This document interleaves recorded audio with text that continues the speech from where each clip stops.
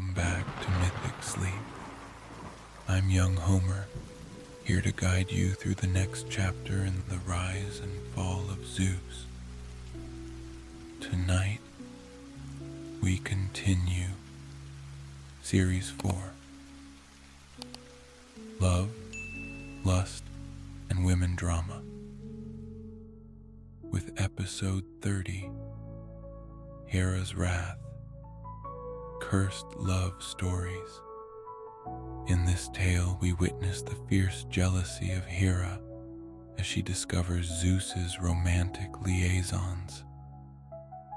Each act of infidelity fuels her anger, and in her wrath, she curses those who capture Zeus's attention, weaving a web of heartbreak and transformation across the lives of gods and mortals alike. As we enter this story of love, consequence, and resilience, allow yourself to settle fully into the comfort of your bed, feeling completely safe and supported. Close your eyes if you wish, and take a slow, deep breath in, feeling calm expand through your chest, releasing any remnants of the day. And as you exhale, let go of any remaining tension, allowing your body to sink into stillness and peace. This is your time to unwind, to rest, and to find ease. Let's begin by focusing on the gentle flow of your breath. Each inhale and exhale like a calm breeze moving through a forest at twilight.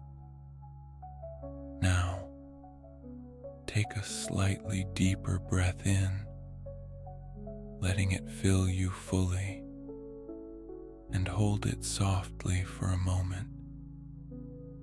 Then, as you exhale, imagine any tightness melting away, leaving only warmth and relaxation. One more time. Breathe in deeply, and as you exhale, feel yourself drifting further into a restful calm. Now, let's guide each part of the body to relax, inviting a sense of peace with each breath. Start with your forehead, allowing it to soften completely as you exhale. Move to your jaw, feeling at ease, releasing any tightness as it rests. Now, turn your focus to your shoulders.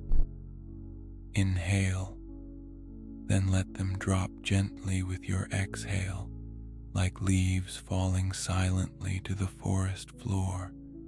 Allow your arms and hands to grow heavy, resting peacefully by your sides. Notice the steady rhythm in your chest and belly, inhaling as your belly rises, and on the exhale, allowing any last bits of tension to dissolve, leaving you feeling free and light.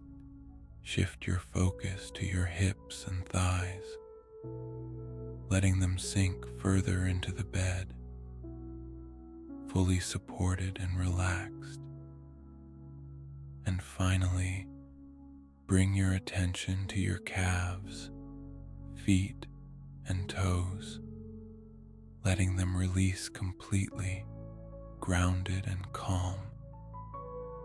Now imagine yourself in a quiet, moonlit garden on Olympus, where shadows of ivy twist around marble columns and the scent of blooming flowers fills the air.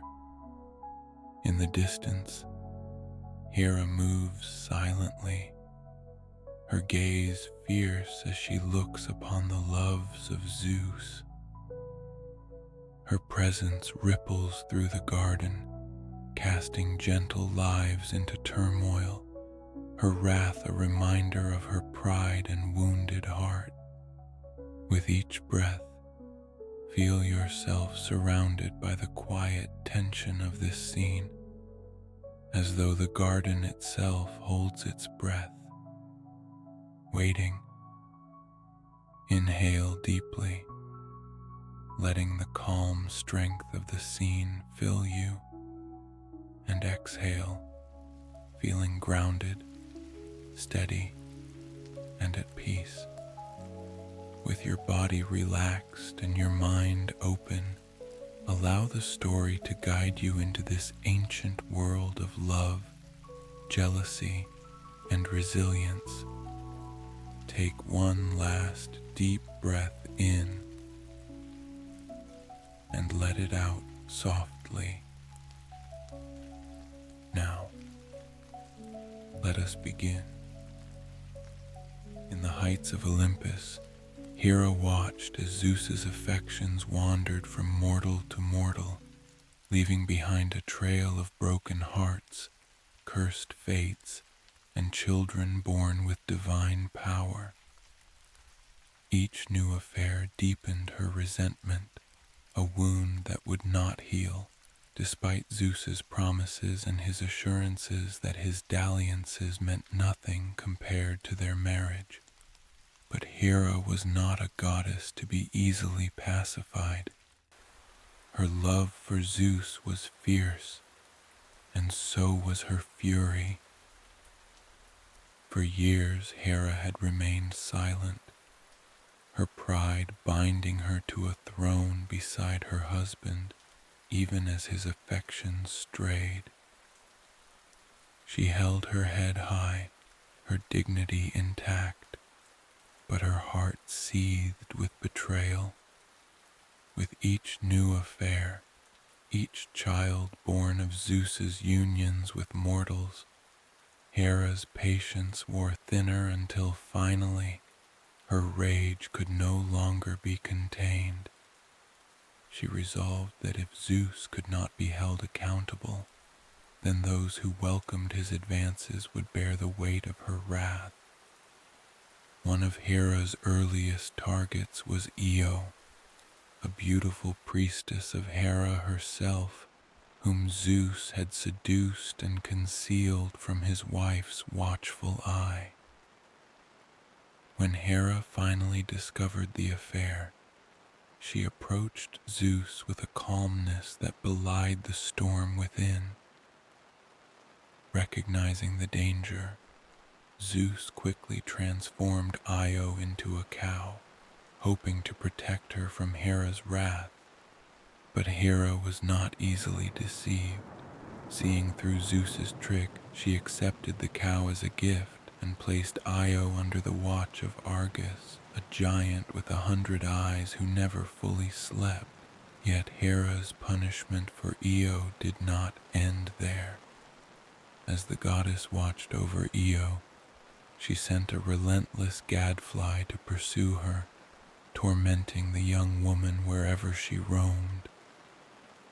Io, still in her cow form, was driven across vast lands, plagued by the sting of the gadfly, her suffering a constant reminder of Hera's displeasure.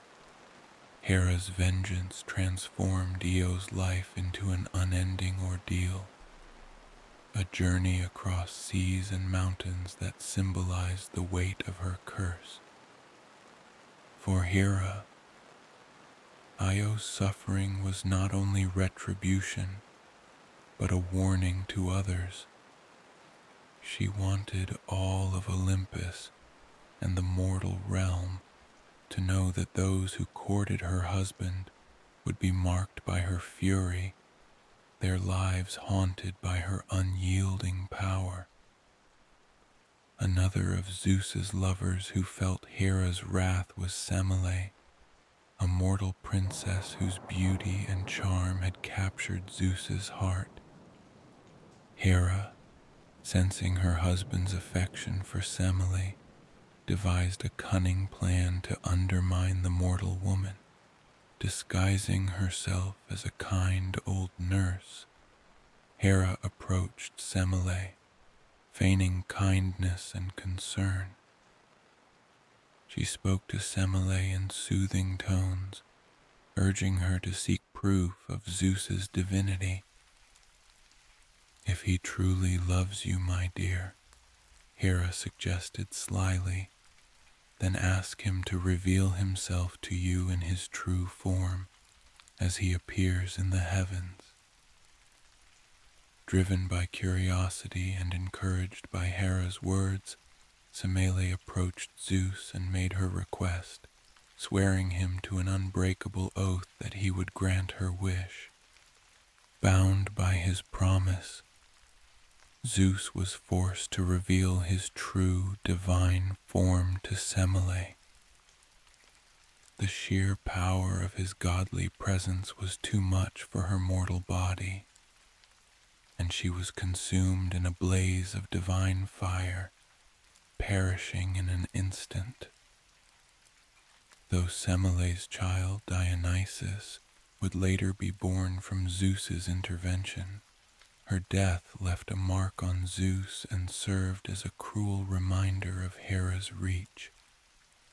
Hera's jealousy had turned Semele's love into a tragic tale, a life extinguished by the very power she sought to glimpse. Another who fell victim to Hera's wrath was Callisto, a devoted follower of Artemis who had taken a vow of chastity. But Zeus, drawn to her beauty and purity, could not resist and approached her disguised as Artemis herself. Callisto, deceived by his form, became pregnant with Zeus's child.